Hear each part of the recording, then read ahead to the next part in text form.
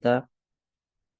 Hingga detik ini Allah Tabaraka wa Ta'ala masih memberikan kesempatan untuk kita bersama mengkaji, mempelajari apa-apa yang Allah Tabaraka wa Ta'ala wajibkan untuk kita ketahui dan untuk kita amalkan, serta kita dakwahkan dan kita perjuangkan. Dan ini merupakan suatu hal yang harus kita syukuri selalu dan selalu kepada Allah Azza wa Jal, sehingga dengan bersyukur tersebut Allah akan tambahkan kepada kita kenikmatan yang selama ini Allah Azza wa Jalla berikan kepada kita. Salawat serta salam semoga selalu tercurahkan dan terlimpahkan kepada junjungan besar Nabi kita Muhammad sallallahu alaihi wasallam, kepada para sahabat dan keluarga beliau ila yaumiddin. Baik, jamaah sekalian dirahmati oleh Allah Subhanahu wa taala, di pertemuan kali ini insyaallah tabaraka wa taala kita akan melanjutkan pembahasan dalam kitab Tazkiyatun Nafs, penyucian jiwa di dalam Islam, yang dimana materi ini adalah materi yang tidak kalah penting dari materi-materi yang selama ini kita pelajari. Mengapa? Karena pembahasan kita adalah pembahasan tentang hati, dan hati adalah tempat yang dimana di situ bercongkol keimanan. Berbagai hal yang berkaitan dengan keyakinan, prinsip ada di dalam hati. Sehingga Nabi Shallallahu Alaihi Wasallam dengan tegas mengatakan, "Ala wa inna fil jasadi mudghatan, idza salahat salahal jasadu kulluh, wa idza fasadat fasadal jasadu kulluh, ala wahyal qalbu." Sungguhnya di dalam jiwa atau di dalam diri manusia, dalam tubuh manusia itu ada segumpal darah, ya, atau segumpal daging, ya, segumpal daging. Di mana segumpal daging ini apabila dia itu benar, maka seluruh anggota tubuh yang lain akan benar. Kalau segumpal daging ini rusak, maka seluruh anggota tubuhnya adalah, ya, akan mengalami kerusakan. Dan Nabi tekankan itu adalah hati. Sehingga tempat keimanan, ya, ini harus selalu kita bersihkan. Sebagaimana halnya kita memperhatikan diri kita sendiri. Kita memperhatikan bagaimana kita makan. Makanan yang akan kita konsumsi harus kita cuci terlebih dahulu. Wadah tempat yang kita akan gunakan untuk makan dan minum, kita pastikan dia bersih dari berbagai kotoran dan debu. Ya, begitu juga di dalam hati kita, yang dimana itu adalah wadah dalam keimanan kita. Kita harus pastikan semuanya bersih. Ya, semua siku-siku dari hati kita, ya, semua tempat yang ada di dalam hati kita itu dibersihkan dari berbagai kotoran. Dan kotoran-kotoran hati itu sangat banyak dan sudah kita bahas di pertemuan-pertemuan yang lalu, dari hal yang merusak sampai hal yang dapat melalaikan hati. Ya, di antaranya banyak tidur, banyak makan, gitu ya. Di antaranya adalah banyak bergaul, ya, banyak berbicara, sering tertawa. Ini adalah hal-hal yang dapat mengotori bahkan merusak hati. Sampai pembahasan-pembahasan yang dapat, ya, menjadikan hati itu hancur, seperti perbuatan kekufuran, kesyirikan dan yang lain sebagainya. Nah, yang akan kita bahas pada pembahasan kali ini adalah bagaimana agar, ya, amalan kita itu diterima oleh Allah Azza wa Jalla, dan ini kembali kepada dua dasar, yaitu ikhlas dalam melakukan amalan itu dan sesuai sunnah, sesuai ajaran. Apa yang tidak diajarkan maka tidak kita lakukan. Ya, apa yang diperintahkan untuk kita tinggalkan, kita tinggalkan. Apa yang diperintahkan oleh Allah untuk kita lakukan, kita lakukan. Begitu. Dan ketika kita melakukan hal tersebut, maka kita lakukan adalah karena mengharap ridha Allah Azza wa Jalla, bukan untuk mengharapkan yang lain. Sehingga inilah yang disebut dengan ikhlas dan mutaba'ah. Pembahasan tentang ikhlas, pembahasan tentang niat, ya, panjang dan lebar sudah kita bahas di pertemuan-pertemuan yang lalu. Dan kita sekarang masih dalam bab mutaba'ah. Bagaimana kita mengikuti Nabi Shallallahu Alaihi Wasallam. Dan musuh terbesar dalam mutaba'ah, ya, musuh terbesar dalam bab mutaba'ah mengikuti Nabi adalah bab yang disebut dengan muhdats, atau bab yang disebut dengan bid'ah. Perkara-perkara baru dalam agama yang kemudian dinisbatkan ke dalam agama. Baik, insya Allah Azza wa Jalla di pertemuan kali ini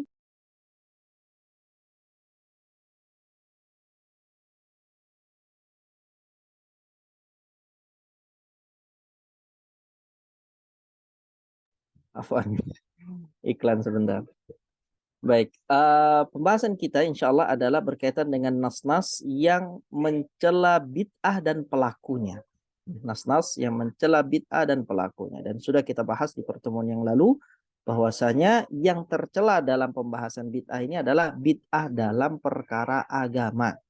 Kata Nabi Shallallahu Alaihi Wasallam, "Man amila amalan laisa alaihi amruna fahuwa raddun." Barang siapa yang mengerjakan suatu amalan, ya, amalan ibadah yang tidak ada perintahnya dari kami, maka amalan tersebut akan tertolak.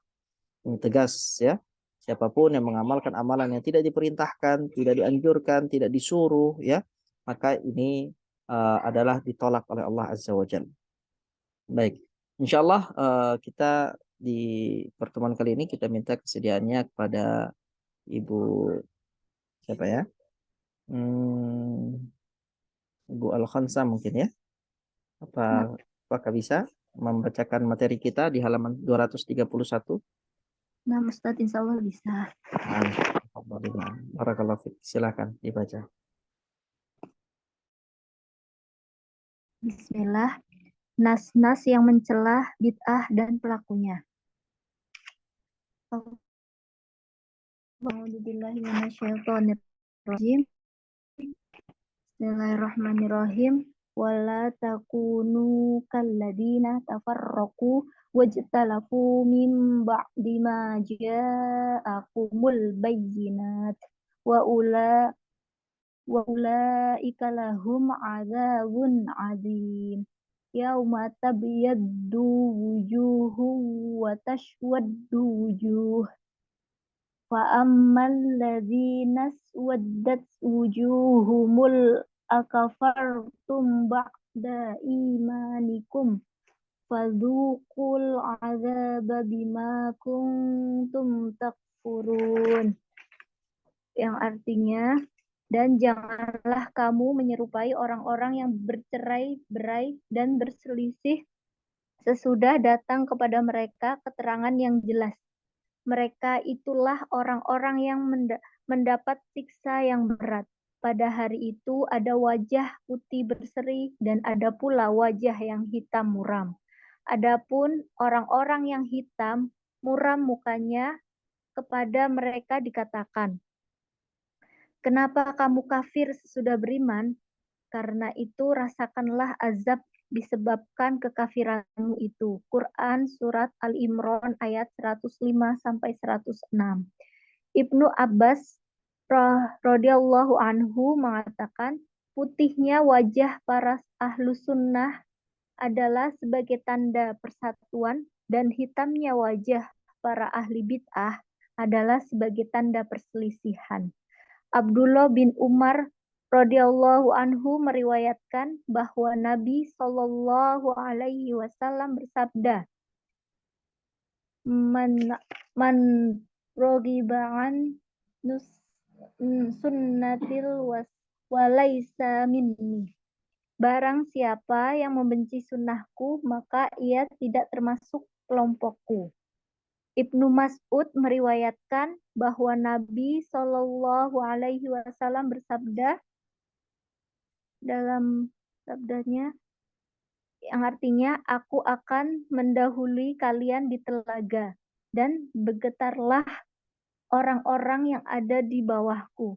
Lalu aku berkata, "Ya Rob, mereka adalah para sahabatku." Lalu dikatakan, "Sesungguhnya engkau tidak tahu apa yang mereka perbuat setelahmu."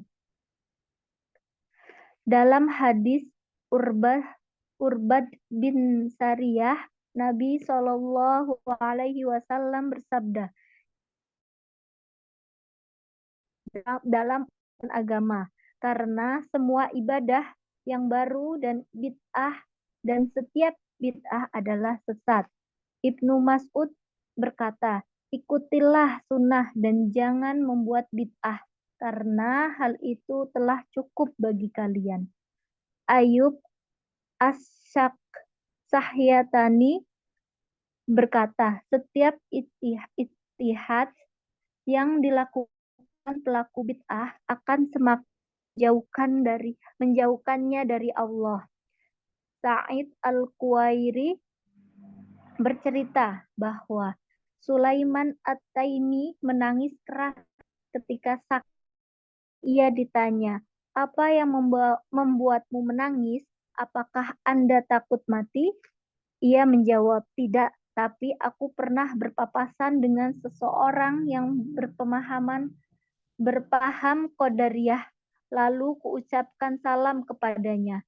Aku takut Allah akan menghisab hal itu. Fudail bin Iyad berkata, apabila kamu melihat ahli bid'ah di sebuah jalan, maka lewatlah jalan lain. Ketahuilah, amalan ahli bid'ah tidak akan sampai kepada Allah.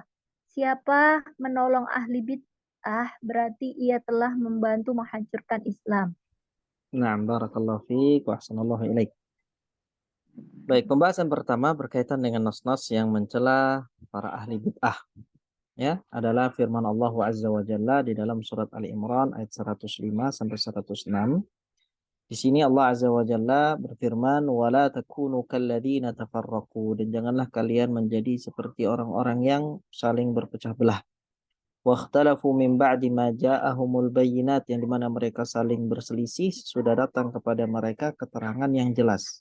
Ya, ilmu sudah sampai, ya, bayyinat, keterangan sudah sampai, petunjuk sudah sampai, malah berpecah belah. Wa ulaika lahum adzabun azim, kata Allah Azza wa Jalla, mereka itulah orang-orang yang mendapat siksa yang berat. Kemudian Allah Azza wa Jalla berfirman, yauma tabyaddu wujuhu wa taswaddu wujuh. Mereka itu adalah orang-orang, ya, pada hari itu mereka itu berwajah dengan wajah yang berseri, putih berseri. Ada yang wajahnya putih berseri. Pada hari itu pula ada orang yang wajahnya itu hitam muram. Jadi ada dua sifat wajah yang Allah Azza wa Jalla ceritakan di dalam ayat ini. Ada wajah yang putih berseri, ada wajah yang hitam muram. فَأَمَّا الَّذِينَ سْوَدَّتْ وُجُوهُهُمْ أَكَفَرْتُمْ بَعْدَ إِيمَانِكُمْ فَذُوقُوا الْعَذَابَ بِمَا كُنْتُمْ تَكْفُرُونَ. Kata Allah Azza wa Jalla, adapun orang-orang yang hitam muram mukanya, kepada mereka dikatakan, kenapa kalian kafir sesudah beriman? Karena itu rasakanlah azab disebabkan kekafiran kalian itu. Jadi di sini bagaimana Allah Azza wa Jalla menceritakan kepada kita orang-orang yang telah sampai kepadanya ilmu tetapi malah berpaling. Begitu ya. Orang-orang yang sampai kepada mereka penjelasan, sampai kepada mereka ya bayinat, keterangan, tapi kemudian mereka kufur kepada Allah Azza wa Jalla sesudah mereka beriman. Kenapa kalian kafir sesudah beriman? Akafartum ba'da imanikum. Ini pertanyaan yang ditujukan kepada orang-orang yang bermuka muram, yang bermuka gelap. Abdullah bin Abbas radhiyallahu taala anhuma mengatakan dalam menafsirkan ayat ini. Ya, dalam menafsirkan ayat ini Abdullah bin Abbas radhiyallahu anhuma berkata, putihnya wajah para ahli sunnah adalah sebagai tanda persatuan. Dan hitamnya wajah para ahli bid'ah adalah sebagai tanda perselisihan. Jadi bagaimana di sini Abdullah bin Abbas menerangkan orang-orang yang berselisih, ya, itu ditandai dengan hitamnya wajah mereka sebagai ahli bid'ah. Sedangkan orang yang berwajah putih, ya, mereka ditandai sebagai orang-orang yang bersatu di atas sunnah. Orang-orang yang bersatu di atas petunjuk. Orang-orang yang bersatu di atas hidayah. Dan wajah mereka disifati dengan wajah yang putih. Tentu ini di hari akhir. Abdullah bin Umar radhiyallahu anhuma meriwayatkan bahwasanya Nabi Shallallahu alaihi wasallam bersabda, "Man raghiba an sunnati falaysa minni." Barang siapa yang membenci sunnahku maka ia tidak termasuk kelompokku. Dan merupakan suatu hal yang sudah ya mujarrab bahwasanya setiap orang yang semakin jauh dari sunnah Nabi Shallallahu alaihi wasallam maka dia akan semakin dekat dalam kebid'ahan. Gitu ya. Itu kaidahnya. Setiap yang semakin dekat dengan kebid'ahan maka akan semakin jauh dari sunnah Nabi Shallallahu alaihi wasallam. Karena antara sunnah dengan bid'ah adalah dua hal yang tidak akan pernah dapat bersatu dalam satu tempat. Sebagaimana iman dan kekufuran, ya. Keimanan kepada Allah, kufur kepada Allah itu tidak akan ya berada dalam satu hati manusia. Kalau ada keimanan kemudian bercampur kepada kekufuran, maka kekufuran itu akan ya menjadi dominan di tempat tersebut, di hati tersebut. Begitu juga dengan sunnah Nabi Shallallahu alaihi wasallam dengan bid'ah. Ajaran yang diajarkan oleh Nabi dengan ajaran yang tidak diajarkan oleh Nabi tidak akan dapat bersatu di satu tempat. Sehingga dengan tegas Nabi Shallallahu alaihi wasallam menyatakan barang siapa yang membenci sunnahku, yang membenci ajaranku. Karena pilihan cuma satu, ajaran itu cuma satu, ajarannya Nabi SAW. Kalau kita mencari ajaran yang lain, berarti itu sama saja membenci ajaran Nabi SAW. Tidak mempercayai Nabi SAW sebagai penunjuk jalan menuju surga. Ya, jadi jalan itu cuma satu, ajaran itu cuma satu, ya, pilihan itu cuma satu. Makanya di ayat-ayat yang sebelumnya yang pernah kita bahas ya, seperti surat Al-Ahzab ayat 31, Allah berfirman, "Wa ma kana lil mu'minin wa la mu'minatin idza qadallahu wa rasuluhu amran ay yakuna lahumul khiyaratu min amrihim." Tidak layak bagi mukmin laki-laki, mukminah perempuan, apabila Allah telah menetapkan satu perkara, mereka punya pilihan yang lain dalam perkara mereka. Nggak boleh, nggak layak, ya, tidak layak. Kenapa? Karena kita hanya menjalankan saja apa yang diperintahkan. Tidak boleh kita ini untuk berinovasi, mencari jalan yang lain, ya. Blusak-blusuk cari jalan yang lain, nggak boleh. Jalan yang sudah terang benderang, jalan yang lurus inilah yang harus kita tempuh dan kita bersabar di atas jalan itu. Tidak boleh kemudian kita berinovasi ingin cari jalan yang lain, ingin cari jalan yang pintas yang lain. Itu sudah pasti salah, gitu ya. Dalam hal-hal ibadah tidak boleh berinovasi. Kita hanya ya menapaki kaki kita di jalan yang sudah kita tahu ini lurus, ya, dan tidak boleh kita ya mencari jalan sendiri. Makanya tegas Nabi mengatakan, man raghiba an sunnati falaisa minni, barang siapa yang membenci sunnahku maka ia tidak termasuk kelompokku. Ya, jamaah sekalian dirahmati Allah azza wajal, statement yang singkat ini dari Nabi Shallallahu alaihi wasallam ini Nabi ucapkan ketika ya itu ada 3 orang sahabat Nabi datang ke rumah istri Nabi Shallallahu alaihi wasallam, ingin menggali lebih dalam apa sih amalannya Nabi di dalam rumah, gitu ya. Apa sih ibadahnya Nabi di dalam rumah? Karena kalau ibadahnya Nabi di masjid, mereka tahu, mereka lihat bisa. Ibadahnya Nabi di ya ketika haji, ketika umroh, ibadahnya Nabi ketika ya di di apa namanya di muka umum, ya, di medan jihad, peperangan, mereka bisa lihat, mereka bisa tahu. Tapi kalau apa yang dilakukan oleh Nabi ketika dalam rumah, tidak ada yang tahu. Sehingga dalam bab ini yang lebih fakih dari mereka adalah istri Nabi. Mereka datang kepada istri Nabi Shallallahu Alaihi Wasallam radhiyallahu taala anha, kemudian menanyakan apa yang diamalkan oleh Nabi ketika di dalam rumah. Karena memang berdasar mereka ini ya semangatnya tinggi dalam beribadah, ya, kemudian ya tidak sesuai ekspektasi.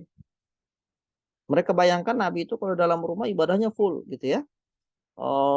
Puasanya tiap hari. Kemudian tidak pernah menyentuh istrinya. Tidak tidak pernah tidur malam. Full terus sholat malam. Itu yang dibayangkan mereka. Sehingga ketika mendapatkan keterangan dari istri Nabi bahwasanya Nabi itu ya tidur malam dan sholat malam, begitu ya. Ada waktu tidurnya, ada waktu sholatnya. Kemudian Nabi SAW juga itu di kesehariannya ya ada waktu-waktu beliau berpuasa, ada waktu beliau tidak berpuasa. Kemudian Nabi SAW juga ya mendatangi istrinya, istri-istri beliau. Maka di situ diriwayatkan oleh perawi hadis ka'annahum taqalluha. Seakan-akan mereka menganggap amalan Nabi ini amalan yang standar. Ya, bagaimana di sini jebakan setan itu masuk, gitu ya. Mereka melihat amalan Nabi ini adalah amalan standar. Dan mereka menganggap bahwasanya ya sudah itu kan Nabi. Nabi sudah diampuni dosa-dosanya, sedangkan kita gitu ya. Sedangkan kita ini belum apa-apa. Kita ini harusnya lebih lagi ibadahnya, lebih dibandingkan ibadahnya Nabi. Maka ketika itu terucapkan melalui lisan mereka, didengar oleh istri-istri Nabi, maka disampaikanlah kepada Nabi Shallallahu Alaihi Wasallam apa yang mereka ucapkan. Lalu Nabi Shallallahu Alaihi Wasallam panggil mereka, ya.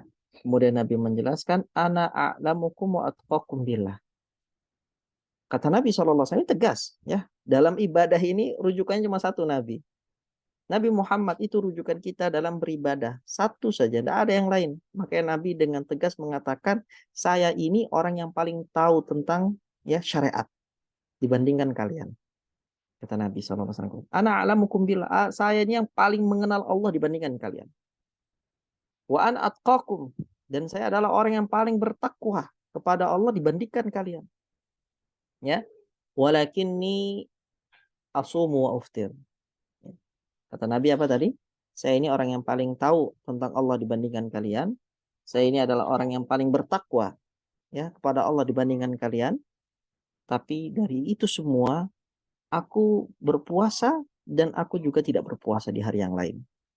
Jadi amalannya itu nggak full, gitu ya. Ibadahnya itu nggak ya begitu terus puasa terus setiap hari nggak.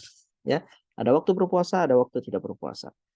Kemudian kata Nabi, usolli wa anam, usolli wa arqud. Kata Nabi, aku salat malam dan aku juga tidur. Ya, jadi bukan dari isya kemudian sampai subuh lagi sholat terus, enggak. Ya, padahal Nabi SAW adalah orang yang paling mengenal Allah. Nabi SAW adalah orang yang paling bertakwa kepada Allah Azza wa Jalla dibandingkan siapapun.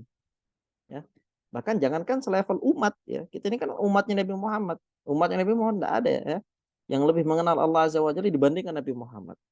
Nah, kalau kita berbicara level para nabi dan para rasul pun, Nabi Muhammad ini yang paling dekat dengan Allah Azza wa Jalla, paling dicintai oleh Allah Azza, paling dikasihi oleh Allah Azza wa Jalla. Dan keutamaan ini banyak sekali kalau kita bahas di berbagai hadis Nabi Shallallahu Alaihi Wasallam bagaimana Allah Azza wa Jalla mengutamakan Nabi Muhammad dibandingkan para nabi dan para rasul yang lain. Ya. Tapi walaupun dengan fakta-fakta seperti itu, Nabi katakan, aku berpuasa dan aku tidak berpuasa. Aku sholat malam dan aku tidur. Dan aku ya atazawwajun nisa. Aku menikah. Ya. Karena sebagian dari mereka tadi 3 orang itu ada yang mengatakan, kalau begitu setelah ini saya akan sholat malam terus, tidak pernah akan tidur. Yang satunya mengatakan saya akan berpuasa dan tidak akan pernah ya bolong puasanya. Tiap hari berpuasa terus. Nah, ada lagi yang mengatakan la atazawwajun nisa, saya tidak akan menikah. Dia katakan saya tidak akan menikah. Kenapa? Karena kalau saya menikah ya saya akan ya lupa dari beribadah kepada Allah. Kalau saya menikah maka saya akan ya waktu saya akan habis dengan pasangan dan anak keturunan saya. Maka saya nggak mau nikah. Nah, ini bagaimana cara berpikir para sahabat itu ketika itu 3 orang ini. Sampai kepada Nabi SAW, Nabi menegur mereka, Nabi mengatakan aku lebih pintar, ya, aku lebih mengetahui, aku lebih bertakwa, ya, aku lebih dicintai oleh Allah Azza wa Jalla, tapi perhatikan amalanku. Maksudnya apa? Nabi ingin menanamkan kepada para sahabat dan kepada umatnya kita semua. Tidak ada amalan yang terbaik ya yang ada di dalam agama ini melebihi amalannya Nabi SAW. Jadi amalan Nabi itu sudah amalan puncak sudah. Ya, ya. Kalau lebih dari itu berarti itu over. Nah, yang over itu ya tidak baik, ya, tidak baik. Sesuatu yang melebihi amalannya Nabi Shallallahu Alaihi Wasallam di dalam agama bukan dipandang sebagai hal yang baik, tapi itu dipandang sebagai hal yang buruk, begitu. Nah, hal yang paling baik itu apa? Yang sesuai dengan ajarannya Nabi, pas, ya, takarannya itu pas, tidak kurang, tidak lebih, ya. Kalau sesuatu itu lebih, sesuatu itu kurang, berarti itu ada ya catatan-catatan yang harus diperbaiki. Nah, amalan itu dikatakan sempurna, ibadah itu dikatakan perfect, itu ketika dia pas, ya takarannya sesuai dengan yang Nabi Shallallahu Alaihi Wasallam lakukan. Jadi inilah yang menjadikan kenapa para sahabat Nabi itu selalu ingin tahu apa sih yang dilakukan oleh Nabi. Apalagi ketika setelah ditegur ini, ya makanya nggak ada yang kemudian seperti apa yang dilakukan oleh orang-orang kufar yang mereka ya mengkhususkan dirinya, mengabadikan dirinya untuk rumah ibadah, kemudian tidak mau menikah, begitu ya. Para pendeta yang tidak mau menikah, mereka katakan mereka hanya untuk beribadah saja, tidak mau menikah. Ini jelas jauh dari apa yang Nabi SAW ya contohkan. Makanya Nabi katakan dengan tegas, man raghiba an sunnati falaysa minni. Barang siapa yang membenci sunnahku maka dia bukan termasuk golonganku. Konteksnya apa ini? Orang yang tidak mau nikah. Ya, salah satunya. Karena memang pembahasannya ketika itu ya. Ada orang yang tidak mau menikah karena mau fokus ibadah. Kata Nabi, barang siapa yang membenci sunnahku. Sunnahku ini apa? Diantaranya nikah. Ya, dengan menikah, itu adalah sunnah Nabi SAW. Barang siapa yang membenci sunnahku, membenci nikah, ya dia punya syubhat dalam pikirannya. Kalau dia menikah, dia tidak bisa fokus untuk beribadah. Maka ini, kata Nabi tegas, falaisa minni, maka ia bukan termasuk kelompokku. Ya, begitu juga dengan apa? Begitu juga dengan ya tidur malam, ya. Itu sunnahnya Nabi Shallallahu Alaihi Wasallam. Dan bagaimana sunnahnya Nabi? Tidur di awal waktu, tidak begadang, begitu. Ini sunnahnya Nabi. Barang siapa yang membenci ini, falaisa minni, jelas kata Nabi. Ini bukan golonganku. Ya, bagaimana tidurnya Nabi? Kemudian Nabi bangun di ya sepertiga akhir malam. Ya, Nabi Shallallahu Alaihi Wasallam beribadah di sepertiga akhir malam. Kemudian Nabi itu ya berpuasa sunnah begitu ya, bukan hanya puasa Ramadan saja, tapi ada puasa-puasa sunnah yang Nabi Shallallahu Alaihi Wasallam rutinkan. Dan inilah yang seharusnya menjadi standar kita dalam beramal. Ya bukan kemudian kita merasa, oh kalau begitu saya akan melebihi amalannya Nabi. Malah salah kalau seperti itu, ya.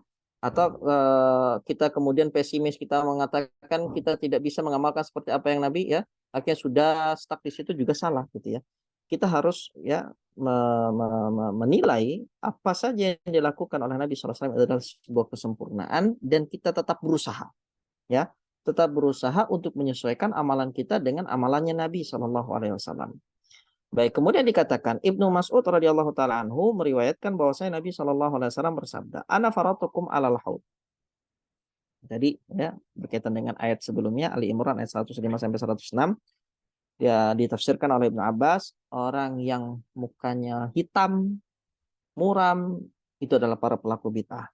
Ini tafsirannya Ibnu Abbas. Orang yang mukanya putih ya, berseri itu adalah ahli sunnah, ya, yang berusaha menjalankan sunnah ajaran Nabi SAW. Jadi kata sunnah itu umum, ya, bukan ketika dikatakan sunnah itu definisinya bukan sesuatu yang ketika kita lakukan kita mendapatkan pahala, tapi ketika kita tinggalkan tidak mendapatkan dosa, ya. Sunnah di sini bukan hanya sesempit kita memahami puasa Senin Kemis atau puasa Daud, tidak. Sunnah itu ajaran, ya. Sunnah itu adalah apa yang Nabi ajarkan kepada kita seluruhnya. Jadi agama ini, ya, semua apa yang Nabi SAW ajarkan, dari berakhlak, bertutur kata, dalam bersosialisasi, bagaimana Nabi mengajarkan kepada kita dalam berkeyakinan, dalam menjaga pandangan, dalam menjaga lisan, dalam menjaga hati, membersihkan hati, semua itu disebut dengan sunnah Nabi SAW. Ini ajaran yang dibawa oleh Nabi.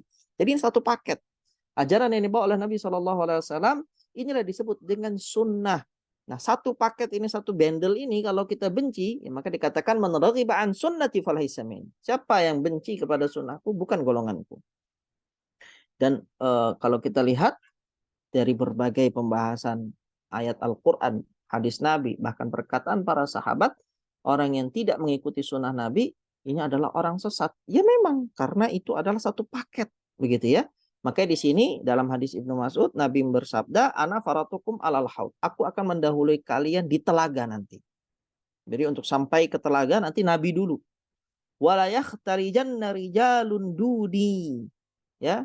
Kemudian ya, ini diartikan bergetar ya. Di sini seharusnya maknanya ada beberapa orang yang kemudian mendekat kepadaku. Artinya ini kurang tepat ya. Ada beberapa ya orang yang ketika mereka datang ke haud, mereka mendekat kepada Nabi Shallallahu Alaihi Wasallam. Lalu kemudian mereka diusir, ya, mendekat kemudian diusir. Ada sekelompok orang yang mengusir mereka.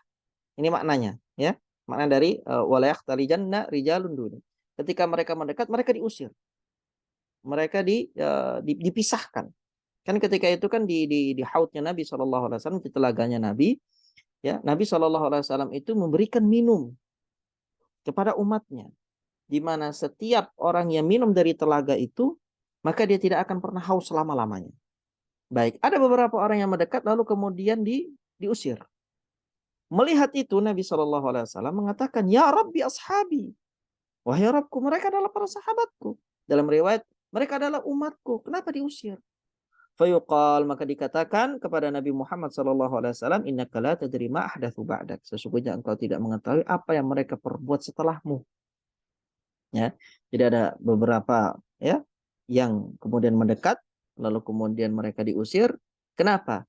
Karena mereka mengubah ajaran Nabi Shallallahu Alaihi Wasallam.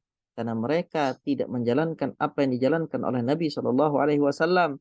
Mereka tidak ya mengerjakan apa yang menjadi ajaran dan bimbingan dari Nabi Shallallahu Alaihi Wasallam. Jadi ini bahayanya perbuatan bid'ah.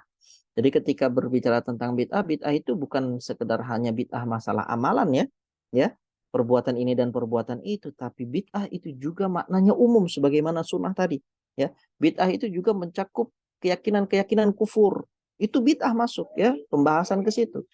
Pembahasan tentang ya qadariyah ya, pembahasan tentang masalah-masalah keimanan ya, jabariyah, pembahasan-pembahasan tentang khawarij, tentang murji'ah ya, pembahasan-pembahasan tentang hal-hal yang berkaitan dengan akidah, ya, itu juga masuk ke dalam bid'ah. Apapun yang tidak sesuai dengan ajaran Nabi SAW dalam bidang apapun, dalam hal apapun, itu disebut dengan bid'ah.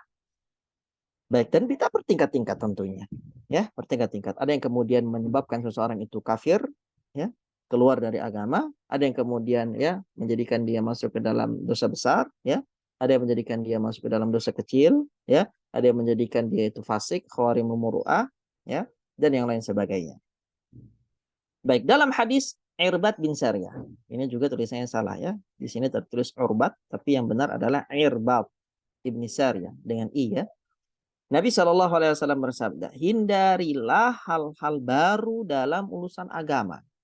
Oke, kalau urusan agama nggak usah buat-buat yang macam-macam deh, ya. Karena semua ibadah yang baru adalah bid'ah dan setiap bid'ah adalah sesat. Ini tegas Nabi SAW ya mengucapkan bahwasanya kita ini tidak boleh ya membuat ibadah baru di dalam agama. Karena apa yang sudah Nabi ajarkan itu sudah cukup. Apa yang Nabi amalkan itu sudah yang terbaik. Nggak usah buat-buat lagi yang lain. Ibnu Mas'ud radhiyallahu taala anhu berkata, ikutilah sunnah dan jangan membuat bid'ah karena hal itu telah cukup bagi kalian. Maksudnya apa? Sunnah Nabi SAW ini banyak sekali, ya. Kalau kita fokuskan hidup kita untuk menjalankan sunnah Nabi, ya, habis ini usia kita, ya. Dan sunnah Nabi masih tetap ada, gitu. Maksudnya cukup, kita nggak perlu butuh ajaran yang lain. Kita nggak butuh ajaran, ya, selain apa yang Nabi SAW ajarkan. Apa yang Nabi ajarkan itu sudah cukup bagi kita untuk kita amalkan, sehingga dengannya kita masuk ke dalam surga. Tidak butuh ajaran yang lain. Ayub As-Sikhtiyani, ini juga salah ya. Ayub As-Sikhtiyani berkata, setiap ijtihad yang dilakukan pelaku bid'ah. Jadi pelaku bid'ah itu kan mereka berinovasi ya. Mikirkan kira-kira amalan apa nih yang bisa dilakukan kan. Ya, maka di sini dibahasakan dengan ijtihad. Ya. Setiap ijtihad yang dilakukan pelaku bid'ah akan semakin menjauhkannya dari Allah. Jadi bukannya semakin dekat dengan Allah, malah semakin jauh. Semakin banyak mengamalkan amalan bid'ah, semakin jauh dari Allah Azza wa Jalla. Dan dia mengira annahum yuhsinuna sun'ah. Bahwasanya mereka telah melakukan hal yang terbaik. Mereka telah melakukan ya taqarrub kepada Allah. Mereka telah melakukan qurbah, ketaatan, kedekatan dengan Allah Azza wa Jalla. Tapi ternyata semakin mereka tercebur, semakin jauh mereka dari Allah Azza wa Jalla. Dan ini tanpa disadari, teman. Ya, ini tanpa disadari. Dan ini bahaya sekali. Sehingga ya saking bahayanya perkara ini banyak sekali ancaman-ancaman dalam Al-Quran maupun hadis. Bahwasanya dalam beragama kita tidak boleh berinovasi. Dalam beragama cukup ngikut saja. Ya, sudah cukup ngikut. Ya, taklid buta sudah sama dalil. Ya, taklid buta dengan Allah katakan A sudah. Nggak ada B, C, D, nggak ada. Ya, Nabi SAW katakan A sudah A. Nggak ada B, C, D, E, nggak ada.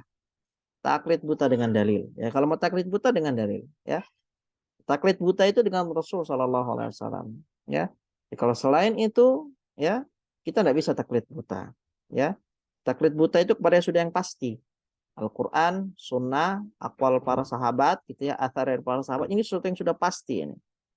Sudah ada jaminannya. Nah, tapi kalau seorang syekh, seorang ustadz, ya, seorang dai, seorang mubalik, ini tidak ada jaminannya. Sehingga perkataannya nanti akan ditimbang dengan sunnah. Perkataannya akan ditimbang dengan dalil, gitu ya. Perbuatannya akan dibandingkan dengan dalil, apakah sesuai sunnah atau tidak, sesuai dengan dalil atau tidak, sesuai dengan syariat atau tidak, begitu ya. Dan ada maksum, begitu. Tapi kalau sudah ayat Al-Quran, hadis Nabi, ini kebenaran yang harus kita letakkan di atas kepala kita. Baik.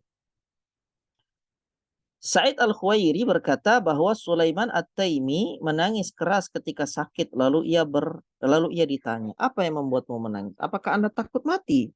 Ia menjawab, tidak. Jadi bukan kematian itu yang dia takutkan. Tetapi aku pernah berpapasan dengan seorang yang berpahaman Qadariyah. Qadariyah ini di footnote dikatakan adalah paham sesat yang meyakini bahwa semua perbuatan maksiat hamba tidak bisa dianggap dosa karena merupakan takdir Allah. Apa-apa takdir begitu ya. Ya. Jadi tidak bisa disalahkan karena itu sudah takdir. Padahal dia punya pilihan itu. Orang kan punya pilihan ya. Dia mau melakukan kemaksiatan apa ketaatan, dan dia sudah tahu ini berujung ke neraka, ini berujung ke surga, ya, tapi dia tetap bersikeras untuk melakukan kemaksiatan itu, dan itu pilihan dia, ya.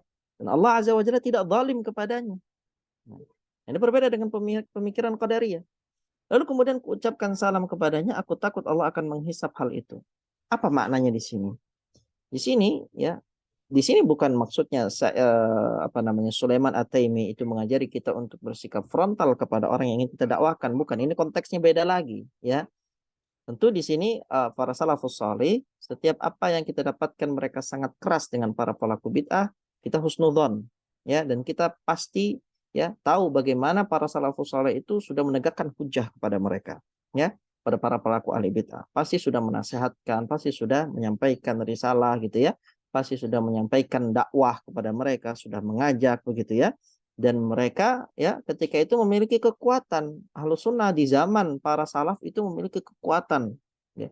Sehingga, ya, thariqatul hajar, metode mendiamkan, kemudian metode membiarkan itu efektif gitu, ya. Tapi kalau di zaman sekarang kita mendiamkan orang, menjauhkan orang, ya, siapa kita? Begitu, ya. Ini enggak bisa kita kita kita gunakan dengan kondisi-kondisi tertentu. Tapi kondisi salaf ketika itu Islam itu kuat begitu, ya. Orang itu yang dipentingkan adalah bagaimana dia mengikuti sunnah Nabi SAW. Kemudian kekuatan itu ada pada sunnah, kelemahan itu ada pada bid'ah. Nah, kalau sekarang kita bermental seperti ini, kita dikucilkan, gitu, ya. Sedikit apa yang tidak sesuai, kemudian kita diamkan orang, kita tidak salami dia atau kita musuhi dia dalam perkara-perkara yang kita perselisihkan, dan itu masih dalam koridor yang dibolehkan, begitu, ya, dalam syariat. Dan ini, ya, hal-hal yang seperti ini kita pahami bahwasanya, ya, ya, mau hal-hal yang seperti ini kita pahami bahwasanya ini adalah sudah ditegakkan hujah, dan ketika itu Islam itu kuat, makanya Nabi SAW itu ketika menghajar atau mendiamkan tiga sahabat Nabi yang kemudian mereka tidak ikut perang, berjihad, gitu kan? Itu kan ada hikmahnya.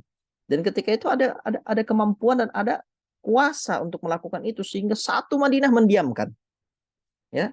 Sekarang kalau kita praktekkan di zaman kita tidak punya kekuatan untuk itu, ya. Kita sekedar melihat ini, mungkin bisa jadi itu hanya sekedar prasangka buruk saja, ya.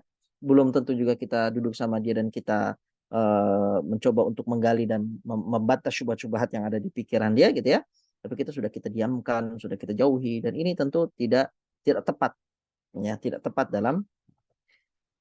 Baik, kemudian Fudail bin Iyad radhiyallahu taala anhu berkata, apabila kamu melihat ahli bid'ah di sebuah jalan, maka lihatlah jalan lain. Ketahuilah amalan ahli bid'ah tidak akan sampai kepada Allah. Siapa menolong ahli bid'ah berarti ia telah membantu menghancurkan Islam. Apapun, ya, yang berkaitan dengan hal bid'ah, maka haram bagi kita untuk memberikan sumbangsih, ya. Apapun yang berkaitan dengan, ya, keburukan dalam beragama, tidak boleh kita untuk memberikan sumbangsih apapun. Baik, silakan dibaca berikutnya, beda sunnah dengan bid'ah.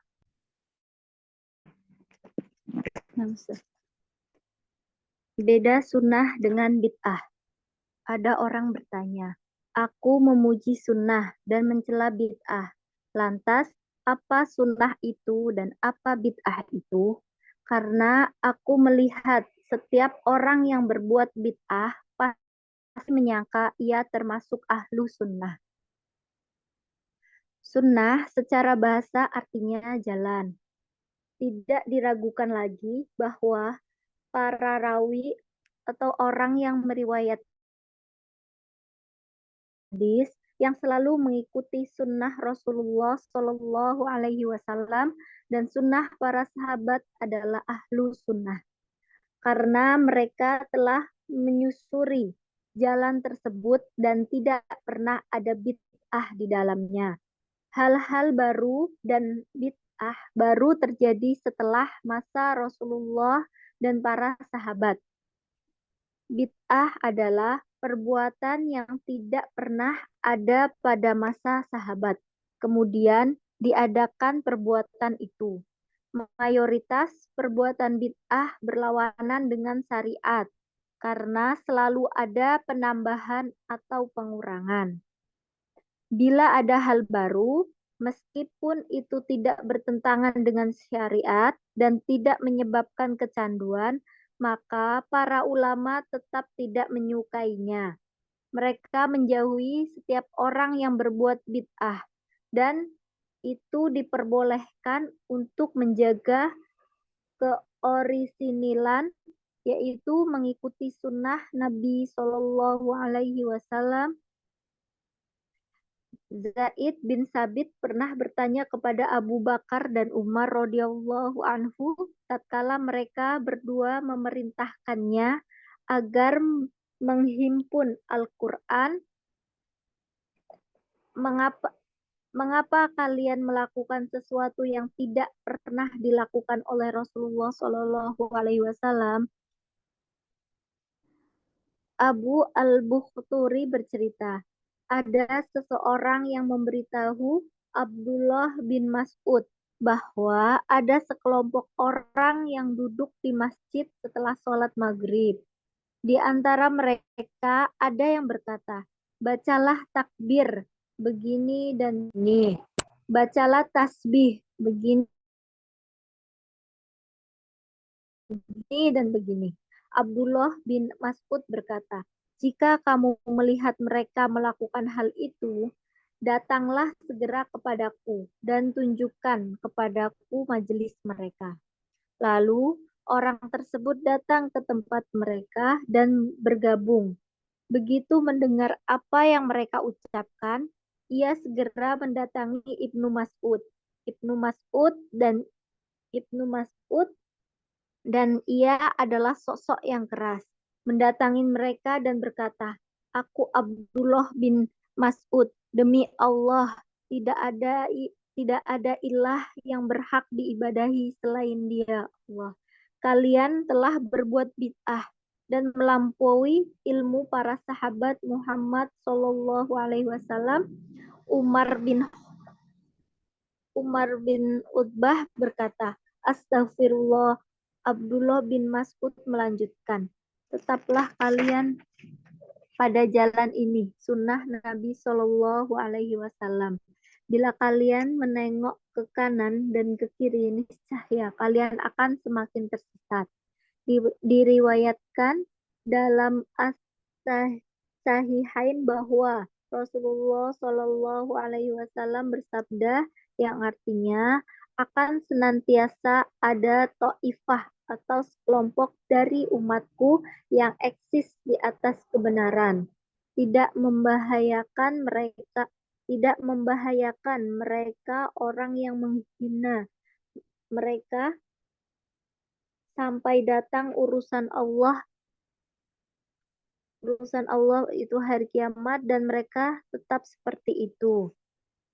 Hasan al-Basri berkata, demi zat yang tidak ada ilah yang berhak diibadahi selainnya. Orang yang mengikuti sunnah berada di antara sikap orang yang menambah-nambahi dan mengurang-ngurangi. Maka bersabarlah di atasnya.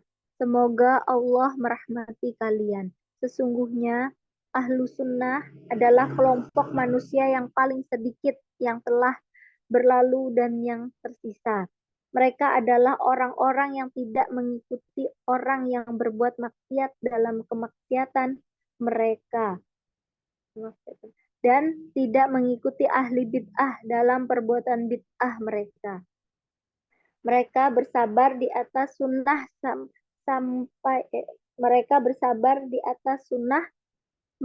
sampai mati.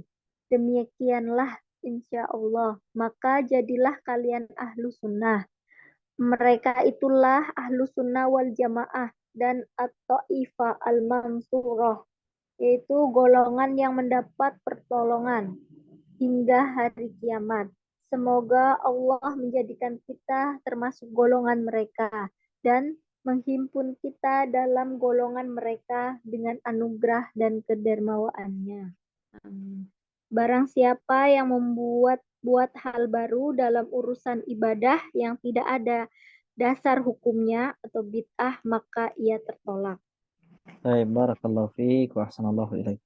Baik, pembahasan terakhir kita dalam bab ini adalah judul beda sunnah dengan bid'ah. Ada orang yang bertanya, aku memuji sunnah dan mencela bid'ah. Lantas apa sunnah itu dan apa bid'ah itu? Nah, aku melihat setiap orang yang berbuat bid'ah pasti menyangka ia termasuk ahli sunnah.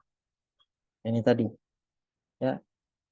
Yahsabuna annahum yuhsinuna sun'a. Mereka mengira bahwasanya mereka sudah tepat dalam beramal.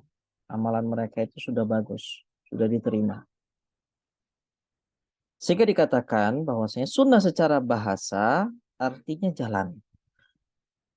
Tidak diragukan lagi bahwa para rawi, orang yang meriwayatkan hadis dan para ahli hadis yang selalu mengikuti sunnah Rasulullah SAW dan sunnah para sahabat, mereka adalah ahli sunnah.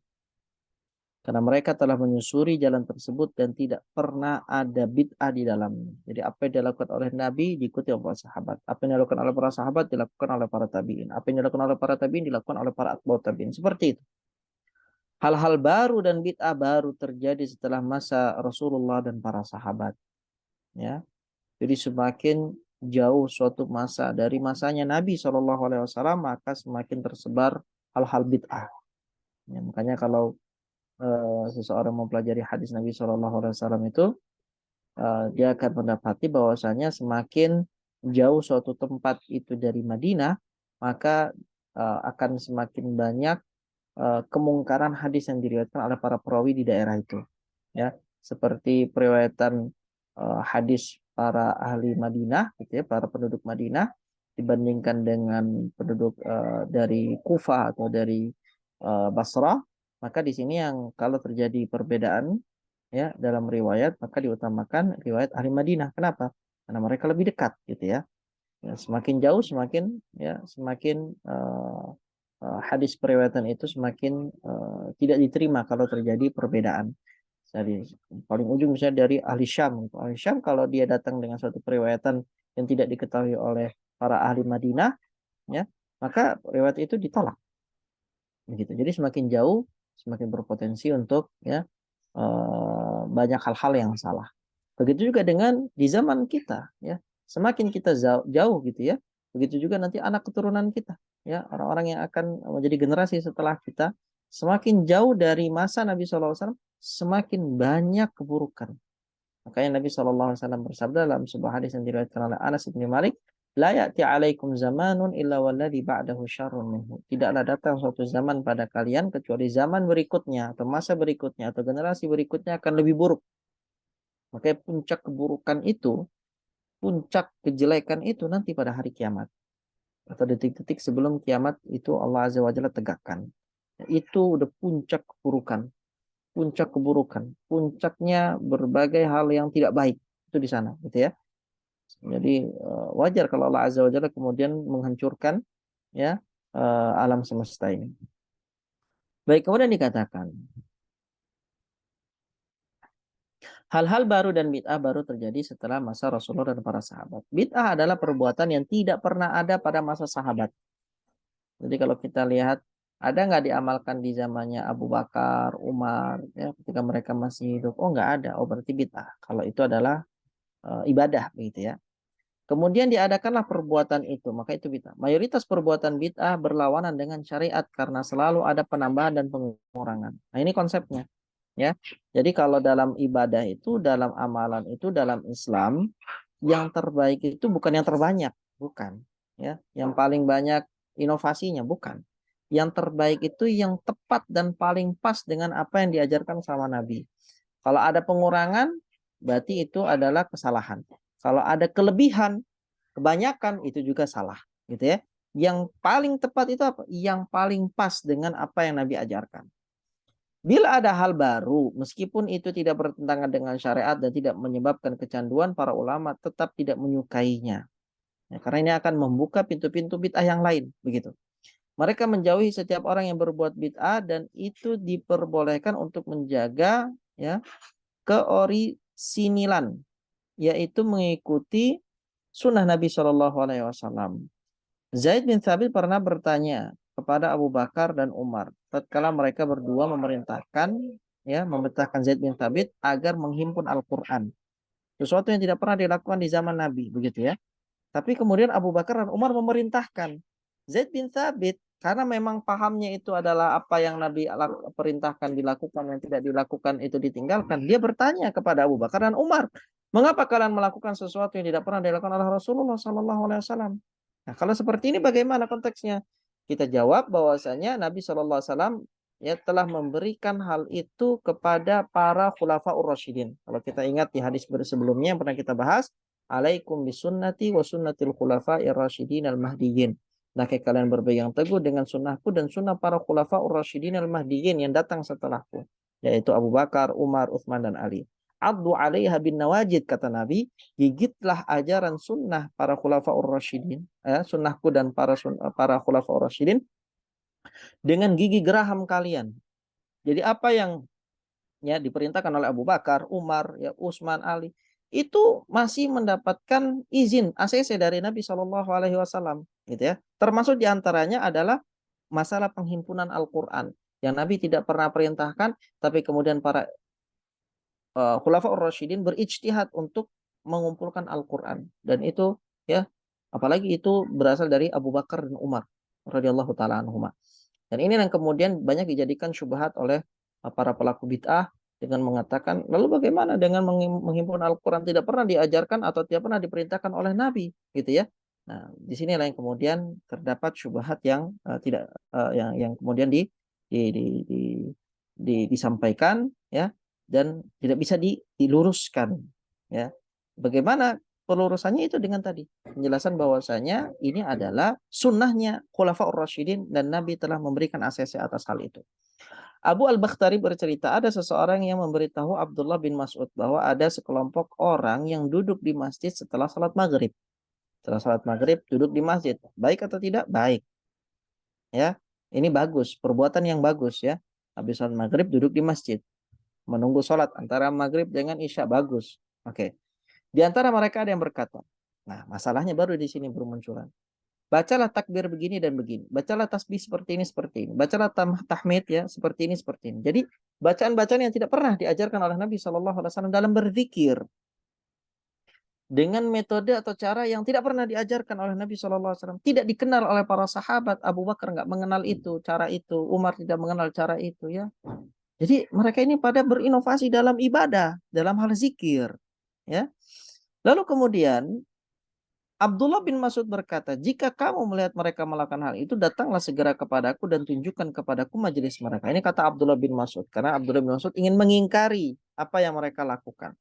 Ya, ingin mengingkari apa yang mereka lakukan dan menjelaskan bahwasanya apa yang mereka lakukan adalah hal bid'ah yang tidak ada di zaman Nabi, tidak diketahui oleh para sahabat. Lalu bagaimana di zaman mereka itu dikenal sebagai ibadah? Itu bukan ibadah. Apa yang bukan ibadah di zaman Nabi, bukan ibadah di zaman setelah zaman Nabi. Ya, apa yang ketika di zaman Nabi bukan suatu ibadah, maka di setelah zaman Nabi itu bukan ibadah selama-lamanya sampai hari kiamat, bukan ibadah. Baik, lalu dikatakan, lalu orang tersebut datang ke tempat mereka dan bergabung. Begitu mendengar apa yang mereka ucapkan, ia segera mendatangi Ibnu Mas'ud. Ibnu Mas'ud jadi adalah sosok yang keras. Ya, keras apa? Keras memegang sunnah, keras dalam memerangi bid'ah. Apapun yang tidak diajarkan oleh Nabi Muhammad lalu dilakukan oleh umat, maka Abdullah bin Mas'ud itu sangat keras dalam mengingkarinya. Abdullah bin Mas'ud datang dan berkata, aku Abdullah bin Mas'ud demi Allah yang tidak ada ilah yang berhak diibadahi selain Allah. Kalian telah berbuat bid'ah dan melampaui ilmu para sahabat Muhammad Sallallahu Alaihi Wasallam. Apa maksudnya? Apa yang kalian lakukan ini tidak diketahui oleh para sahabat. Ya, apa yang kalian lakukan ini dari cara berzikir seperti ini, dari apa yang kalian ucapkan dari zikir-zikir itu tidak pernah diketahui oleh para sahabat. Dan para sahabat Nabi adalah orang yang paling pertama ya mendapatkan kebenaran dari Nabi Shallallahu Alaihi Wasallam. Sedangkan mereka nggak tahu ini. Berarti ajaran kalian ini ajaran yang tidak pernah diajarkan oleh Nabi. Ya, di luar dari apa yang Nabi Shallallahu Alaihi Wasallam ajarkan. Umar bin Utbah kemudian berkata, astagfirullah. Abdullah bin Mas'ud melanjutkan, tetaplah kalian pada jalan ini, yaitu jalan sunnah Nabi. Ya, nggak usah buat-buat hal-hal yang baru. Tidak usah berinovasi dalam beribadah. Bila kalian menengok ke kanan dan ke kiri, kan seharusnya pandangan itu lurus, lurus ke depan. Nggak usah nengok kanan kiri, ya. Nggak usah berjalan kanan kiri, nggak usah cari jalan yang lain, lurus saja. Tapi kalau kalian menengok kanan kiri, jalan ke kanan ke kiri, nyoba-nyoba jalan sana sini, niscaya kalian akan semakin tersesat. Ya. Nah, kita naik gunung saja, jalan itu kan sudah pasti sudah ya. Jalan itu sudah. Kalau kita mau coba memisahkan diri dari rombongan, kita jalan ke kanan, mereka jalan lurus, mereka jalan lurus, kita jalan ke kiri gitu ya. Itu sudah pasti tersesat. Semakin jauh dari jalan yang benar, semakin tersesat. Bagaimana caranya? Kalau orang sudah tersesat di mana di gunung misalnya di hutan, cara yang paling simpel adalah kembali ke tempat di mana ya terakhir dia tinggalkan. Kan begitu. Begitu juga dalam beragama gitu. Bagaimana cara dia agar tidak tersesat? Ya kembali ke jalan yang lurus. Kembali ke jalan yang lurus, yang benar. Ya, real yang benar itu dia kembali ke situ. Kalau semakin mencoba ya untuk cari jalan yang lain atau apa, semakin tersesat. Baik, kemudian dikatakan, diriwayatkan dalam as-sahihain bahwasanya Rasulullah sallallahu alaihi wasallam bersabda, "La tazalu ta'ifatun min ummati dhahirina 'alal haqqi la yadurruhum man khadalahum hatta ya'tiya amrullahi wa hum kadzalik." Akan senantiasa ada taifah, sekelompok dari umatku yang tetap eksis, tetap ada, tetap muncul, ya, tetap ya konsisten di atas kebenaran. Tidak membahayakan mereka orang-orang yang menghina mereka. Jadi ada yang ngebully, ada yang menjatuhkan, ada yang menghina, menginjak kehormatan mereka. Mereka tidak tidak terkotori sedikit pun dengan ucapan orang-orang yang menghina. Mereka tetap eksis berada di atas kebenaran. Sampai kapan? Sampai hari kiamat. Hatta ya'ti amrullah. Sampai datang hari kiamat dan mereka tetap seperti itu. Jadi sampai di akhir zaman mereka tetap istiqomah. Maknanya apa? Kata Nabi Shallallahu Alaihi Wasallam, sepeninggalan Nabi akan tetap ada orang yang berada di atas kebenaran sampai hari kiamat. Ya, sampai hari kiamat. Orang-orang yang mereka tetap berada di atas sunnahnya Rasulullah, di ajarannya Rasulullah, mereka tidak menyeleweng, mereka tidak tersesat dalam kebid'ahan, akan tetap ada. Walaupun mereka dihina, walaupun mereka diinjak-injak, walaupun mereka dijek-jelekan, tetap akan ada orang-orang yang kemudian selalu ya berada di atas jalan sunnah Nabi Shallallahu Alaihi Wasallam.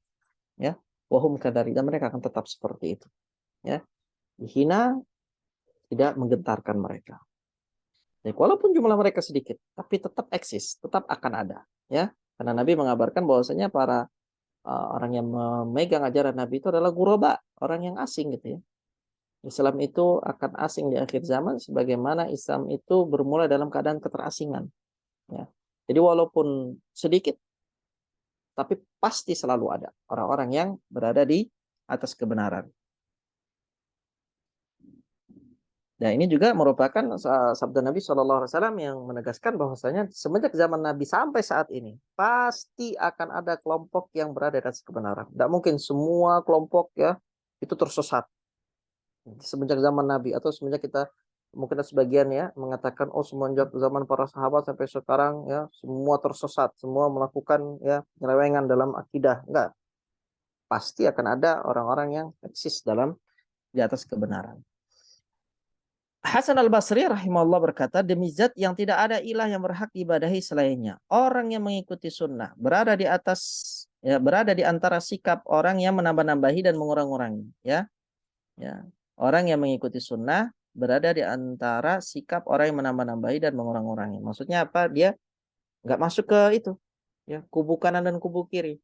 Kalau kubu kanan itu yang nambah-nambah, kubu kiri yang ngurang-ngurangi. Dia tetap tuh konsisten di tengah. Maka bersabar di atas sunnah. Semoga Allah merahmati kalian, kata Hasan al-Basri. Sesungguhnya al-sunnah adalah kelompok manusia yang paling sedikit yang telah berlalu dan yang tersisa. Maksudnya apa? Di zaman dulu dan sekarang dan yang nanti akan di akhir zaman, itu kelompok al-sunnah adalah kelompok yang paling sedikit. Dari kesesatan itu mendominasi. Ya, kekufuran itu mendominasi. Ya, hal yang tidak benar itu mendominasi. Nah, yang istiqomah di atas kebenaran itu sedikit. Jadi dalam masalah akidah itu kita tidak bisa melihat mayoritas, tidak bisa. Ya, lihat ya patokannya itu bukan mayoritas, tapi patokannya itu adalah apa yang ditinggalkan oleh Nabi Muhammad dalam syariat ini, yaitu Al-Quran dan Sunnah. Itu yang dijadikan patokan. Mereka adalah orang-orang yang ya, mereka adalah orang-orang yang tidak mengikuti orang yang berbuat maksiat dalam kemaksiatan mereka dan tidak mengikuti ahli bid'ah dalam perbuatan bid'ah mereka. Jadi nggak ikut-ikutan. Ahlussunnah wal Jamaah itu ya, mereka adalah orang yang konsisten dalam mengikuti dalil dan tidak ikut-ikutan. Orang melakukan apa dia ikut-ikutan, ya. Latah, ya. Orang ngadain apa dia ikut ngadain gitu ya. Mau dinamakan dengan ya apa namanya? Suatu yang lifestyle atau dikatakan ini adalah zaman yang modern, apa dia tidak. Dia tidak melakukan itu semua. Dia tidak ikut-ikutan. Mereka bersabar di atas sunnah mereka sampai mati. Demikianlah insya Allah maka jadilah kalian ahlu sunnah. Ini nasihat dari Al-Hasan Al-Basri. Mereka itulah ahlu sunnah al-jamaah dan at-taif al-mansurah. Golongan yang mendapatkan pertolongan hingga hari kiamat. Semoga Allah menjadikan kita termasuk golongan mereka dan menghimpun kita dalam golongan mereka dalam anugerah dan kedermawanannya. Amin ya rabbal alamin. Terakhir ditutup dengan hadis Nabi SAW, barang siapa yang membuat hal baru dalam urusan ibadah yang tidak ada dasar hukumnya, dalam arti kata itu adalah bid'ah, maka dia tertolak. Jadi, ya, alhamdulillah dengan ini kita menyelesaikan dua syarat diterimanya ibadah, yaitu niat yang ikhlas dan mengikuti contoh dari Nabi SAW. Kalau kita tidak ikhlas atau kita tidak mengikuti Nabi dalam amalannya, maka sebaik apapun amalan itu dalam pandangan kita ataupun pandangan orang lain, maka tidak akan diterima oleh Allah Azza wa Jalla. InsyaAllah yang akan menjadi pembahasan kita di pertemuan yang akan datang adalah bab keutamaan ilmu dan ulama. Ya, jadi kalau kita tahu tentang bagaimana berharganya ilmu, kita akan dapat menghormati dan menghargai ilmu. Kalau kita paham bagaimana ya tingginya ya derajat para ulama, maka kita akan ya menghormati dan menghargai ulama. Kalau kita tidak paham hakikat-hakikat ini, mudah bagi kita untuk mengenyampingkan ilmu, mudah bagi kita untuk meremehkan dan merendahkan para ulama. Dan ini juga merupakan sumber dari kesesatan. Ketika kita tidak bisa memposisikan diri kita, bagaimana kita ya di hadapan ilmu dan para ulama. Baik, insya Allah ini yang dapat kita bahas pada pertemuan kali ini. Wassallallahu ala Muhammadin wa ala alihi wasallam. Jazakumullahu khairan. Barakallahu fiikum. Baik, jazakillah khair wa barakallahu fiik pada Ibu Khonsa yang telah berpartisipasi dalam membacakan materi, juga kepada Al-Ustaz Abu Ayyub, jazakallahu khair wa barakallahu fiik wa sallallahu ilaik atas ilmu yang telah disampaikan. Semoga menjadi ilmu yang bermanfaat bagi kita semua, dapat dipahami, diamalkan, serta didakwahkan. Semoga Allah Ta'ala memberikan taufik kepada kita semua. Amin ya rabbal alamin. Baik, selanjutnya kita masuk ke sesi tanya jawab kepada jemaah yang mempunyai pertanyaan dan bisa disampaikan langsung kepada Ustadz atau bisa melalui kolom chat. Nanti insya Allah akan dibacakan. Baik, pada jemaah yang ingin bertanya dipersilahkan. Assalamualaikum Ustadz. Waalaikumsalam warahmatullahi wabarakatuh. Ustadz, ini saya mau nanya sekalian mendapatkan ilmu. Misal, ini apa benar Ustadz? Saya pernah mendengar Rasul itu tidak setiap hari sholat duha. Terus, apakah benar juga Rasul juga tidak selalu berbekam? Nah, terus kalau memang itu Rasul tidak melakukan hal tersebut setiap hari, bagaimana kalau kita ini melakukan duha dan berbekam itu jadi rutin gitu Ustadz? Duhanya jadi setiap hari, terus bekamnya jadi setiap bulan gitu. Apakah itu menyalahi sunnah ya Ustadz? Itu aja Ustadz.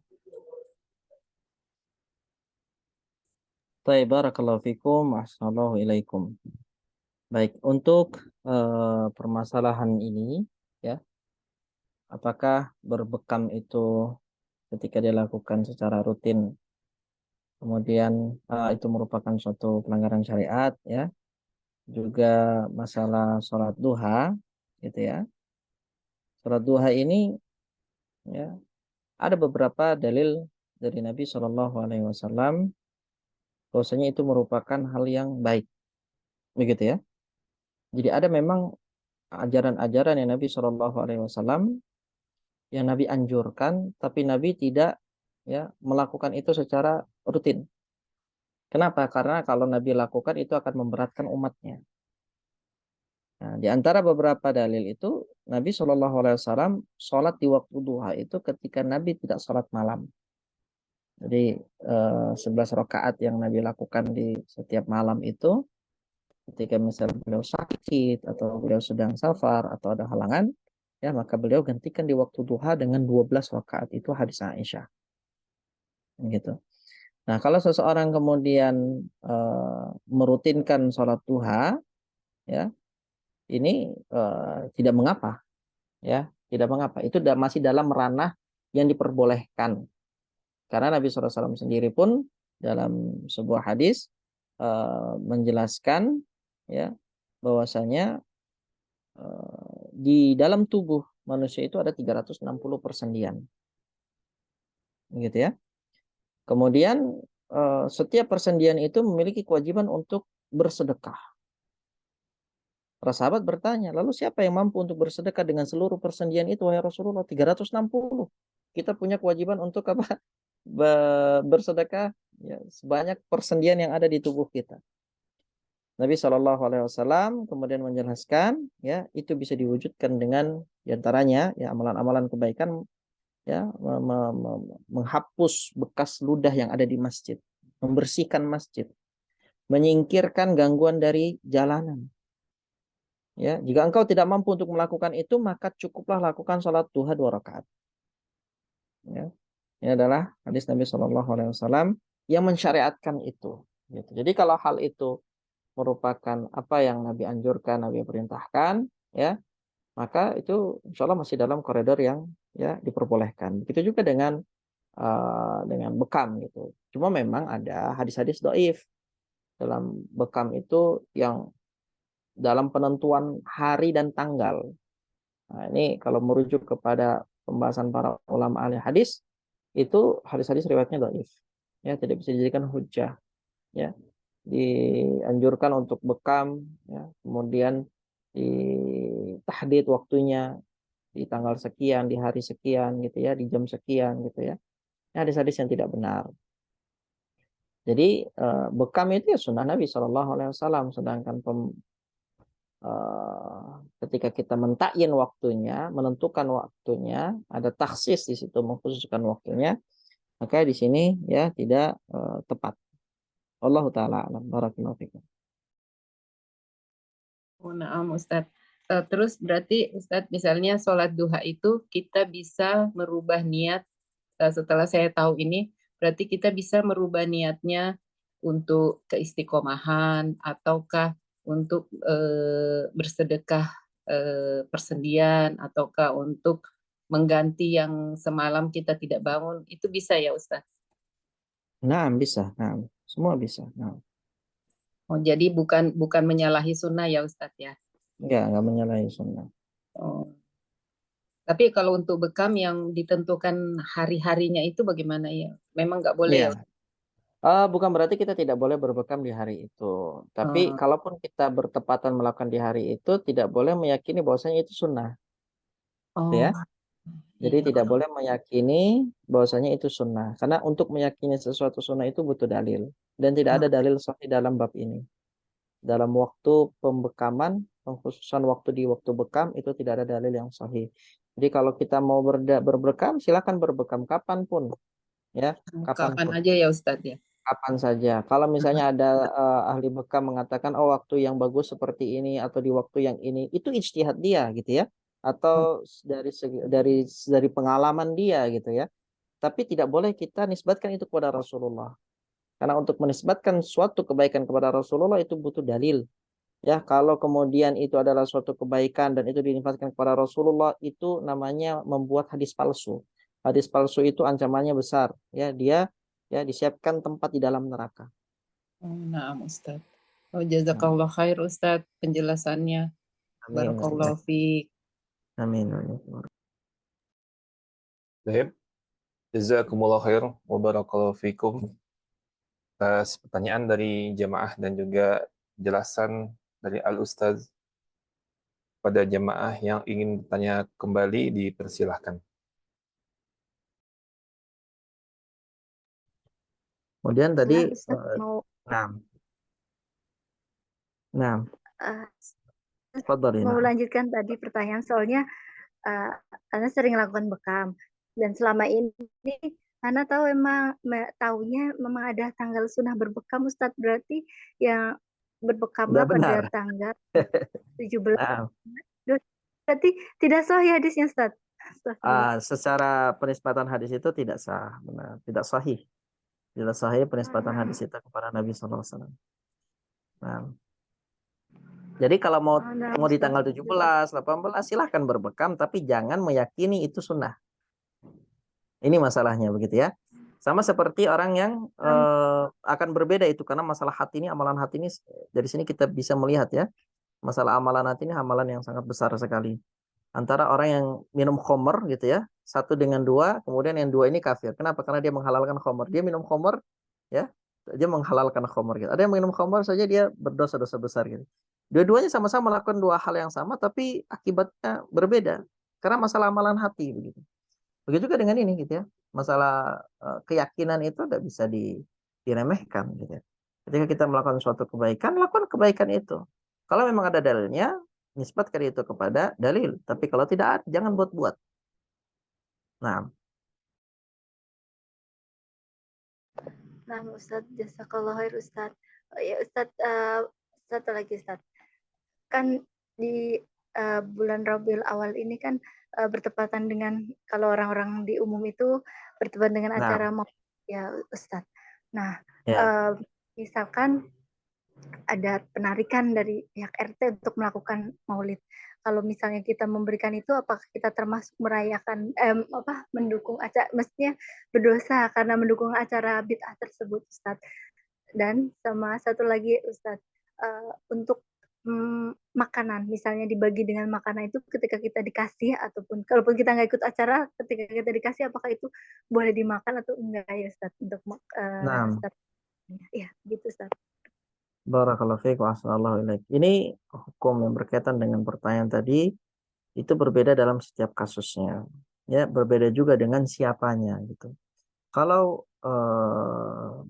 misalnya ada seseorang yang kemudian ditokohkan begitu ya, kemudian dia dilihat oleh masyarakat ya, dijadikan panutan, dijadikan rujukan, apa yang tadi disebutkan itu tidak boleh semua, begitu ya.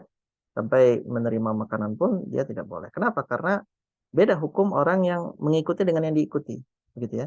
Tapi kalau orang yang memang tidak ada sangkut pautnya dengan ya, dia enggak dianggap lah ya dengan masyarakat, maksudnya terpisah, dia misalnya orang baru di situ, bukan orang yang berpengaruh begitu ya.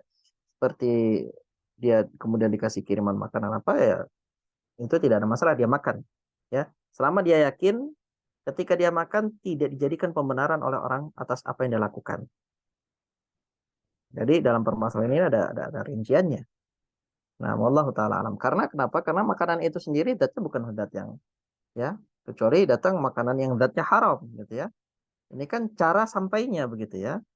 Kalau selama itu kemudian banyak hal, misalnya kita sengaja mencari diskon gitu ya di waktu-waktu kemungkaran ya. Nyari makanan diskon ketika hari Valentine misalnya. Ini juga sama. Tidak boleh ya. Tidak boleh kita mencari itu karena memang itu adalah wasilah. Zaman kita juga ikut merayakan begitu. Tapi kalau itu kemudian datang kepada kita makanan dan kita bukan orang yang dia jadikan rujukan, itu insya Allah tidak mengapa. Ta'ala alam.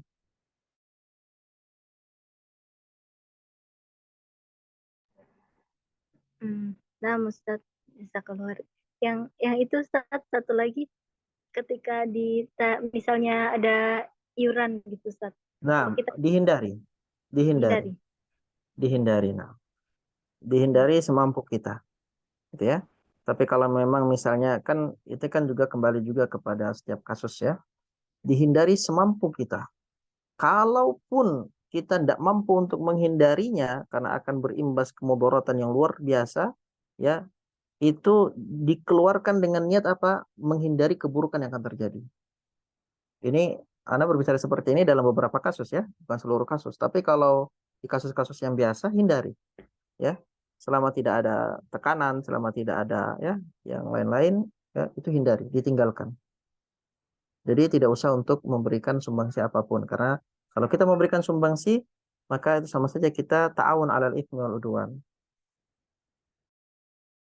Allah taala alam. Nah, Ustaz, jazakallah khair Ustaz penjelasannya. Amin wa iyyakum.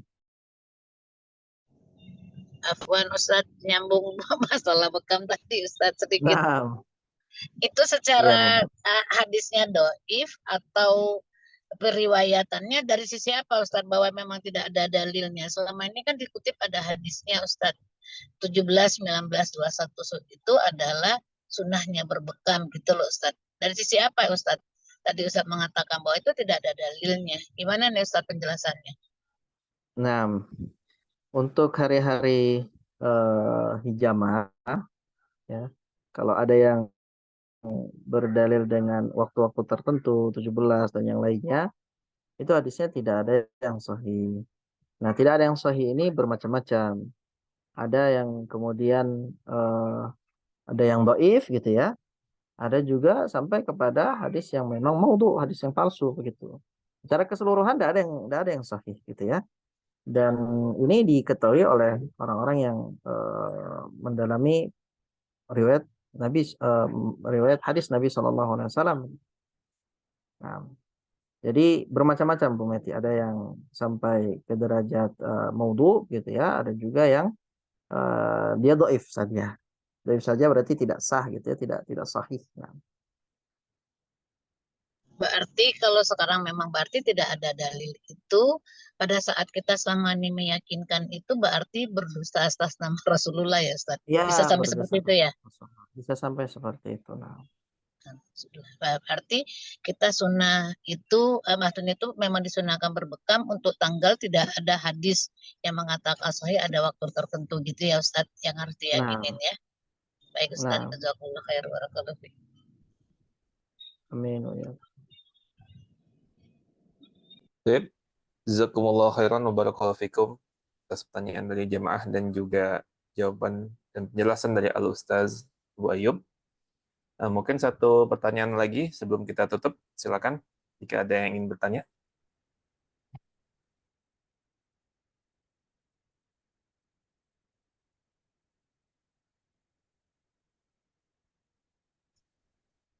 Assalamualaikum warahmatullahi wabarakatuh.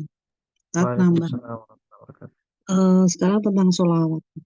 Sholawat itu kan, sholawat kepada Nabi itu kan termasuk ibadah ya, Tat? Nah, Nggih. Nah, kemudian begini, kan sekarang ini banyak sekali ya macamnya diamalkan lah, istilah pada diamalkan tuh sholawat-sholawat yang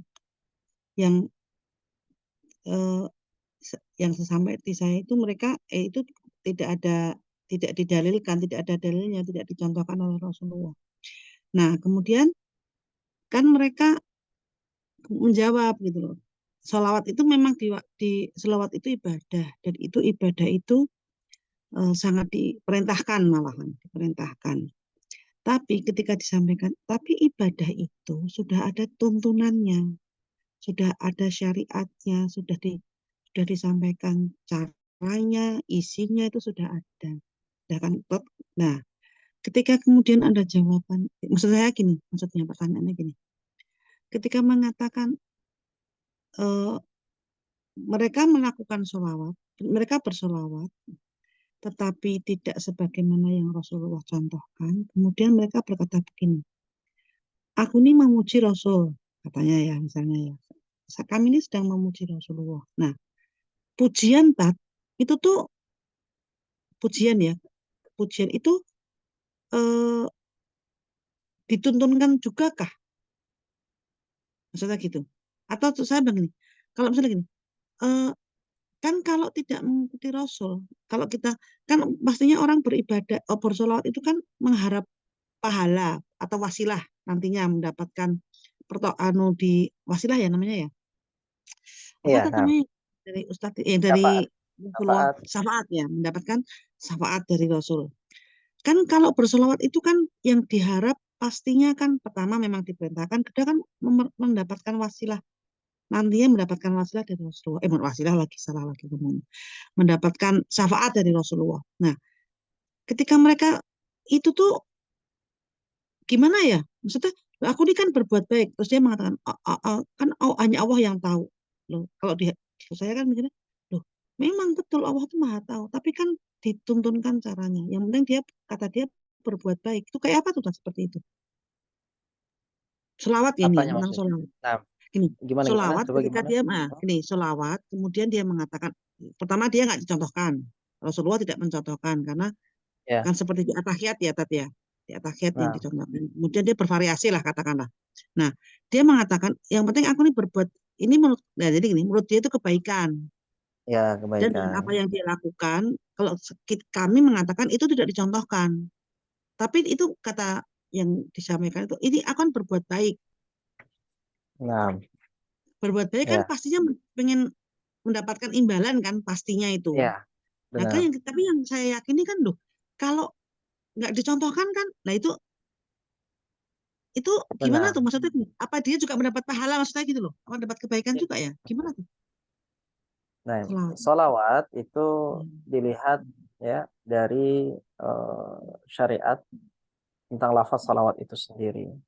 Lafaz selawat. Selama sholawat itu adalah sholawat yang masuk dalam ranah yang diperbolehkan, tidak ada unsur kesyirikan di situ, tidak ada unsur mengkultuskan Nabi sampai ke derajat ilahiyah, maka Ya. itu tidak mengapa. Karena inti sholawat itu adalah mendoakan Nabi. Oke. Inti bersolawat itu adalah mendoakan Nabi agar Ya. Nabi itu mendapatkan ya syafaatul uzma, agar Nabi itu mendapatkan derajat yang tinggi di sisi Allah. Itu inti dari solawat. Nah, itu solawat kita kepada Nabi itu seperti itu. Kita meminta kepada Allah agar Allah memberikan makom yang terbaik kepada Nabi Muhammad. Sedangkan solawatnya Allah kepada Nabi SAW itu adalah bentuk pujian. Allah memuji Nabi Muhammad di depan para malaikat. Itu bedanya salawat kita dengan salat Allah. Ya, makanya kan dikatakan dalam ayat innallaha malaikatahu yusholluna 'alan nabi. Sesungguhnya Allah dan para malaikat bersalawat kepada Nabi. Jadi maknanya berbeda-beda. Kalau dari Allah salawat itu adalah memuji, ya, menampakkan kebaikan Nabi Muhammad di hadapan para malaikat, ya. Kalau dari kita, ya kalau dari para malaikat bersalawat kepada Nabi itu adalah mendoakan Nabi SAW agar Nabi mendapatkan maqam mahmudah, ya, dapatkan tempat yang terbaik di sisi Allah, ya. Nah, kalau seandainya salawat itu sudah menyelenceng dari segi makna-maknanya, yang tadinya ingin memuji saja, gitu ya, ingin memuji saja, kemudian di situ ada lafaz-lafaz yang menjadikan Nabi Muhammad itu sebagai ilah. Walaupun dia tidak sadari, misalnya dia katakan dengan Nabi Muhammad maka semua permasalahan terselesaikan, ya, semua kegelisahan pergi, dengan Nabi Muhammad maka semua urusan itu tuntas. Gitu. Nah, ini adalah permasalahan-permasalahan akidah kalau begitu. Berarti dia sudah menempatkan Nabi Muhammad itu sebagai ilah. Karena yang bisa menyelesaikan masalah, menuntaskan masalah, begitu ya, yang bisa mengqadha semua hawaij, semua kebutuhan manusia itu hanya Allah Azza wa Jalla. Bahkan Nabi Muhammad pun tidak mampu untuk melakukannya. Nah, kalau seseorang, ini kan saya kebaikan, melakukan kebaikan. Kita katakan kebaikan saja tidak cukup untuk menjadikan amalan itu diterima. Ya, sekedar perbuatan itu baik, tidak menjadikan perbuatan itu diterima oleh Allah. Perbuatan diterima oleh Allah itu syaratnya ada dua, ikhlas dan mutaba'ah. Satu saja tidak ada, maka tidak diterima. Dia ikhlas dan mutaba'ah tidak diterima, dia mutaba'ah tidak ikhlas, apalagi kalau dua-duanya tidak ada. Ya. Ya, Allah Ta'ala alam. Seperti itu, Ibu. Ya Tat, alhamdulillah, jazakallahu khair Tat. Amin wa iyyakum. Barakallahu fiikum.